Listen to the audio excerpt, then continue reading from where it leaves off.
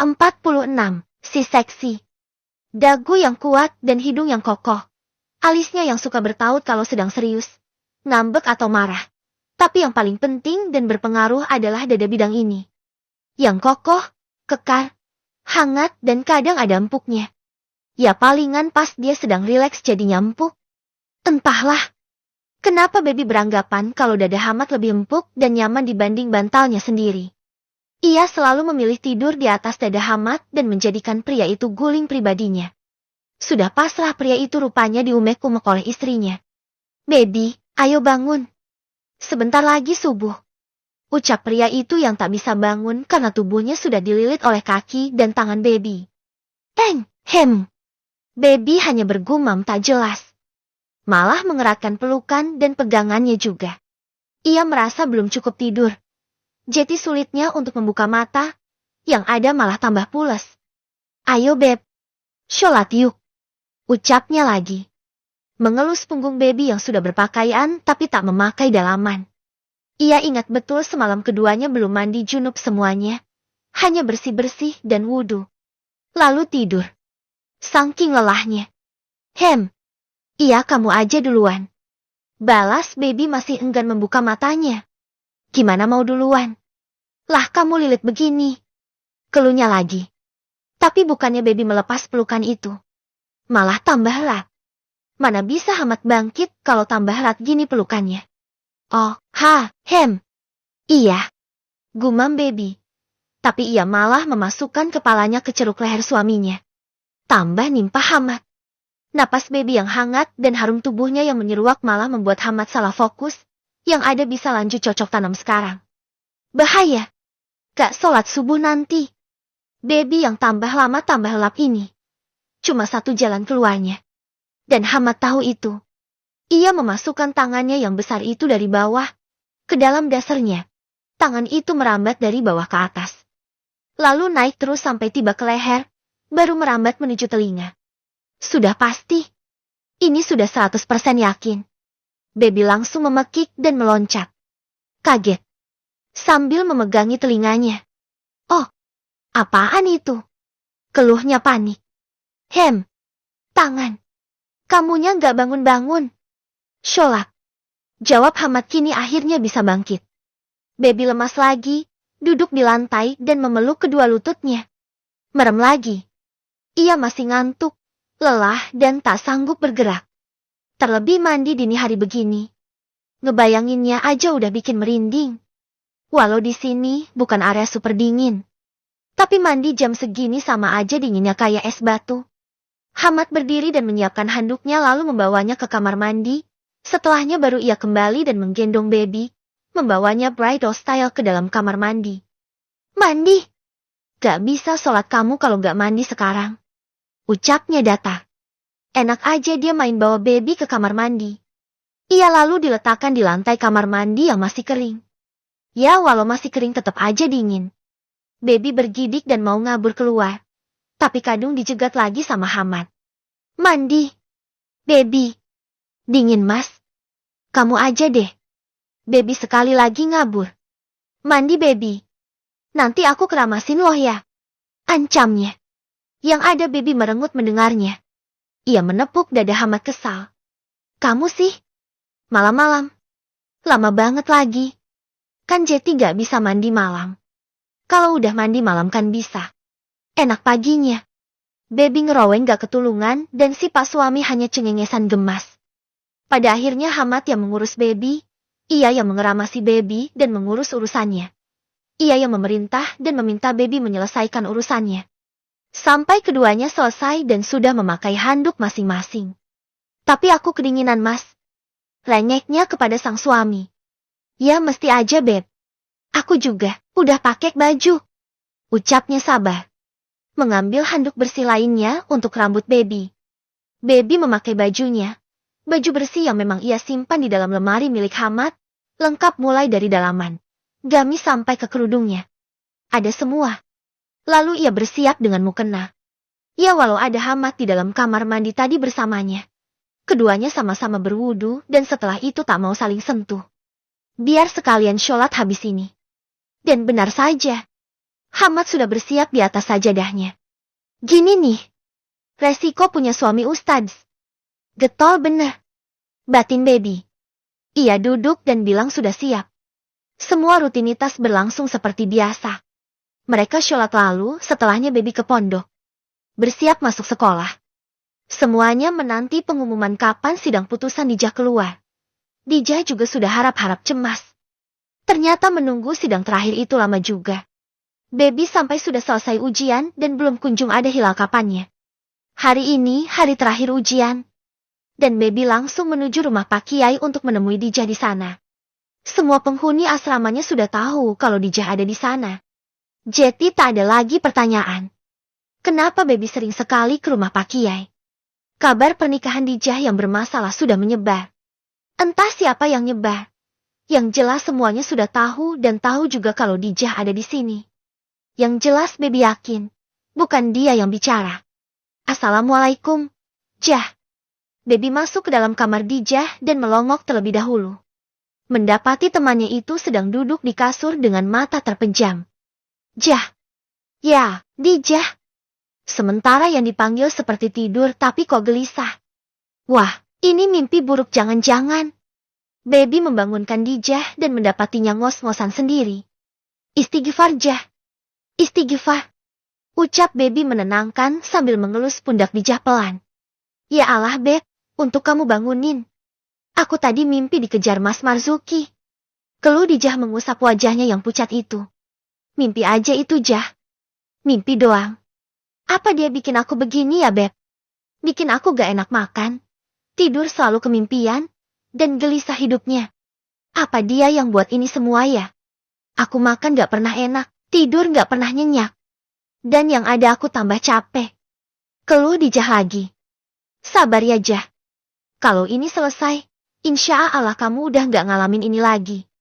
Ucap baby memandang ke arah temannya dengan rasa kasihan. Kenapa Dijahnya jadi seperti ini? Kamu baru selesai ujian. Ini terakhir. Aku besok udah bebas Jah. Gak ujian lagi. Merdeka. Ucap baby membuat mood lebih bagus. Dijah hanya tersenyum kecil. Selamat ya, welcome to pengangguran. Ledek Dijah dan baby hanya tersenyum lebar. Iya ya. Pengangguran deh kita. Haha, makan yuk. Keluar. Aku izin nanti sama Mas Hamad. Mau gak? Sekalian kita ngobrolin ini sama suamiku. Oke. Yakin aku gak ganggu? Tanya Dijah. Enggak lah. Apaan sih Jah? Bentar. Aku izin sama Bu Nyai dan nyari Mas Hamad dulu ya. Kamu siap-siap aja. Ucap baby kalem sambil berdiri. Ia akan minta izin ke Bu Nyai dan mencari suaminya. Pikirnya, Dijah kalau sudah putus sidang cerainya ia tak bisa keluyuran karena idah. Jadi lebih baik sekarang. Kan? Plus ini pergi dengan baby, jadi aman. Kan? Ya apalah itu yang penting Dijah senang dulu. Baby menemui suaminya yang ternyata ada di dalam rumah. Mas, kita keluar yuk. Ajak baby tanpa basa-basi. Hamad yang sedang baca kitab hanya mengangguk pasrah. Sudah tahu istrinya akan seperti ini.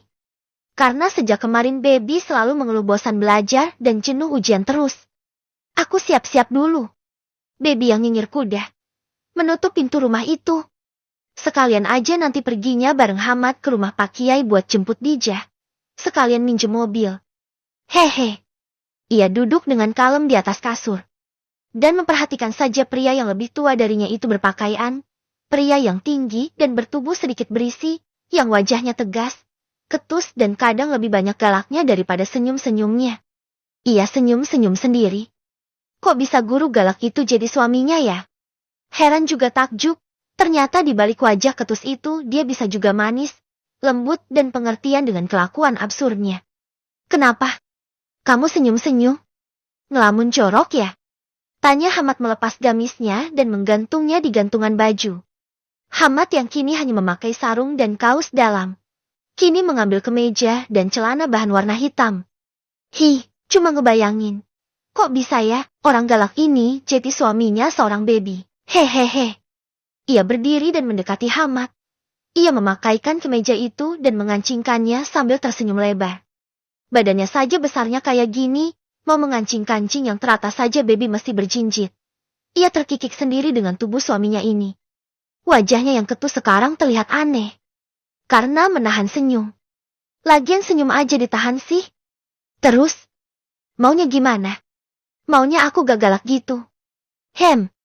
Sama aku gak galak. Tapi sama orang lain galak aja. Gak apa. Hehehe.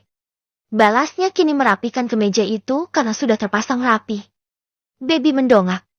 Melempar senyum lebarnya sambil nowel pipinya Hamad karena gemas. Senyum. Senyum aja sih, jangan ditahan. Kan ganteng kalau senyum. Goda baby. Bisa centil juga kamu ya. Ucap Hamad sekarang senyumnya mekar. Baby menjulurkan tangannya ke leher sang suami, ingin memeluknya. Manja-manjaan sama pas suami mumpung belum berangkat. Kalau kamu gini terus, aku gak jamin kita bisa pergi loh. Nah kan malah Hamad yang ngancem. Baby berjinjit. Berbisik. Emang kenapa? Godanya. Kini Hamad menyeringai. Ia meraih pinggang baby dan mengangkatnya.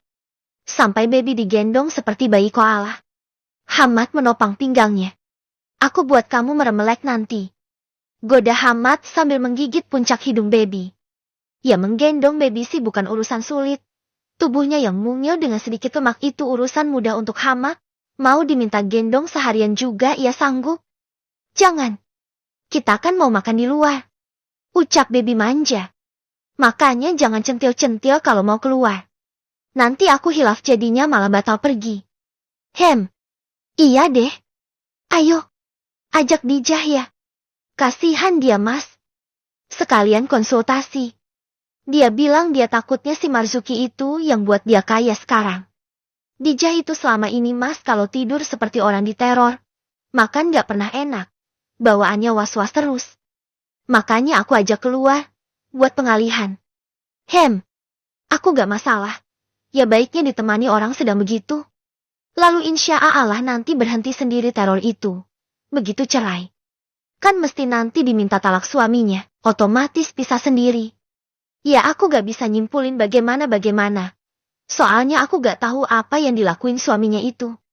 Ritual apa-apa. Dan aku gak ngerti juga begituan. Tapi yang jelas dijahkan statusnya istrinya. Otomatis ada kaitannya. Dia juga minta cerai karena ini juga mungkin. Ya coba aja. Kalau orangnya mau bicara terus terang, ada baiknya. Jadi kita bisa tahu. Apa yang bisa kita bantu? Jelasnya panjang. Kini baby meraba dengan tangannya. Mulai dari alis. Sampai ujung mata suaminya itu. Sampai ke kedua sisi di bibirnya itu. Kenapa kamu kalau bicara itu serius ya mas? Malah terkesan meco gitu. Mukanya serem. Terus omongannya serius, ketus. Cenderung galak. Tapi kok malah seperti itu datari kamu ya? Pantesan Mbak Ruby getol banget ngejar kamu. Baru nyadar aku, cara kamu melihat orang itu, kesannya marah. Tapi di sisi lain, ada adrenalin khusus karena tatapan itu. Apakah ini yang dinamakan seksi? Tanya baby menaikkan alisnya. Sontak Hamad memutar tubuhnya, membuat baby kini berbaring di kasur. Dengan Hamad menimpanya, hanya satu tangannya yang menopang dan melindungi baby dari sesak kalau ketimpa sungguhan. Kan aku udah bilang, jangan goda aku. Nanti aku hilaf kita nggak jadi keluar. Kok nakal banget anak ini? Keluh Hamad. Ya. Ayo Budalyo. Kasihan Dijah. Antara keburu zuhur malah lama. Keburu mobilnya dipakai Gus Hanan. Keduanya akhirnya bisa keluar dan berjalan beriringan menuju rumah Pak Kiai. Baby menjemput Dijah dan mau Hamad yang mau pinjam mobil dari Hanan. Hamad bisa menyetir.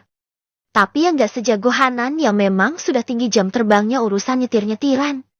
Dijah sudah siap waktu didatangi. Membuat mereka mengikuti ucapan Hamad dan menunggu di parkiran. Sementara Hamad mencari keberadaan Gus Hanan dan meminjam mobilnya. Hanya 10 menit mereka menunggu di kursi taman yang terletak di bawah pohon kresen di parkiran pondok. Duduk sambil menikmati angin yang semilir dan pemandangan jalanan yang tak terlalu ramai. Sesekali baby membahas betapa mereka dulu konyol sekali dan lucu. Betapa ia dulu nakal dan gak bisa diatur. Juga kenapa ia tak banyak teman. Mungkin karena beda frekuensi. Baby sudah ngakak karena ucapan itu. Sementara Dija hanya tersenyum kecil sambil menunduk. Ini yang jadi beban pikirannya. Kenapa Dijahnya kini berbeda? Itu. Setelahnya Hamad datang. Ia tak datang sendirian. Melainkan bersama Gus Hanan. Lah kok? Protes Baby. Dia mau ikut. Ucap Hamad tenang, lalu menghampiri istrinya. Mengelus kepalanya lembut. Kok pakai ikut si Gus? Kan gak diajak. Protes Baby terus terang. Kalau Gus Hanan ikut malah jatuhnya konseling mengenai hidupnya Gus Hanan yang sedang dalam fase galau akut. Gak tahu galaunya kenapa. Yang jelas belakangan ini Gus Hanan labil. Padahal, tujuan mereka mau menemani Dijah. Agar ia bisa mengeluarkan semua unek-uneknya. Katanya Abu ya, kalau mau pergi harus ada aku. Jadi kalau kamu gak ngajak aku, gagal ini keluar. Gimana? Ancam Gus Hanan. Baby cemberut. Ya udah, terpaksa deh. Gerutu Baby. Hamad hanya tersenyum gemas. Gus Hanan sedang memanaskan mobil. Dan hanya ada Hamad, Dijah dan Baby di bawah pohon kresen itu. Menunggu mesin mobil panas dan AC-nya dingin. Saya juga bingung Jah. Kenapa belakangan ini Hanan malah kekanakannya selevel dengan Baby. Malah Baby yang lebih dewasa sekarang. Gumam Hamad dan Dijah terkekeh pelan. Ketawanya aja pelan dan gak normal. Sementara Baby cemberut manja. Dianya tuh mas. Suka aneh. Suka galau sendiri. Dia kan calon penerus pondok. Calon penerus dari Kiai Rozak. Tapi kelakuannya begitu. Kayak anak kecil. Galau. Labil. Rengek Baby seperti sedang mengadu. Ya kan Hanan itu pertama lahir jeti manusia dulu. Bukan jeti calon Kiai. Wajar saja sifatnya manusiawi seperti itu. Bijaksananya orang itu dari pengalaman, ilmu dan usia. Gak bisa langsung lahir. Dan langsung bijak gitu aja Beb. Nasihat Hamad. Baby menoleh ke arah Dijah. Gini ini Dijah. Resiko punya suami ustadz. Dimanapun, kapanpun akan selalu dapat kultum gratisan. Keluh Baby.